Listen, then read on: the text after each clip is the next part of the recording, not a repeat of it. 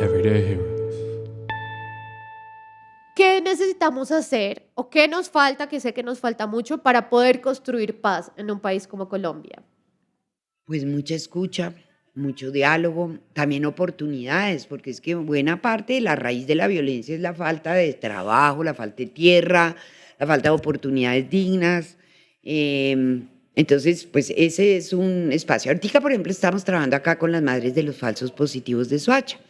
Ya llevamos como 8 sesiones, están viniendo, estamos tratando de generar un espacio de emprendimiento, porque esa es la otra cosa. Si queremos que las víctimas se repongan, pues necesitan trabajo, necesitan plata, necesitan poder sobrevivir y no estar mendigando. Y estas mujeres me han dicho unas cosas muy bellas.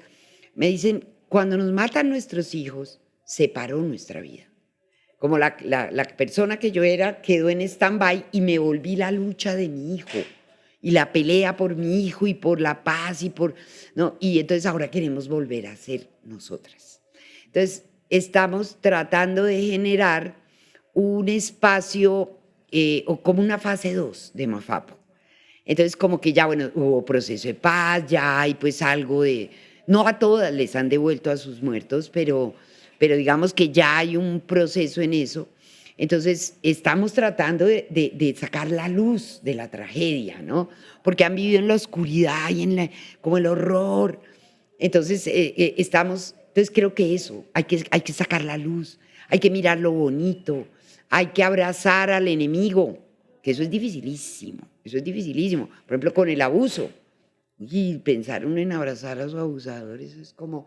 Pero pues la manera de perdonarse y perdonar y pasa por ahí, pues no dice uno que darles besitos y quedar de Sí. íntimos amigos, evidentemente, pero sí un poco como soltar eso, ¿no? Y pues en la violencia también estructural yo creo que hay también un componente muy importante pedagógico de educación. Este país, la mayoría de la gente no tiene educación, aunque hayan ido al bachillerato, porque es una pésima educación, es un sistema que no... Entonces, cuando usted educa, que eso lo hemos aprendido acá, cuando aprenden historia, cuando se dan cuenta de dónde venimos, cuáles son las raíces del conflicto, por qué nos estamos matando hace 70 años, ¿no? Como que la comprensión permite elaborar mejor la tragedia. Pero digamos que el punto 1 está en oportunidades y trabajo digno.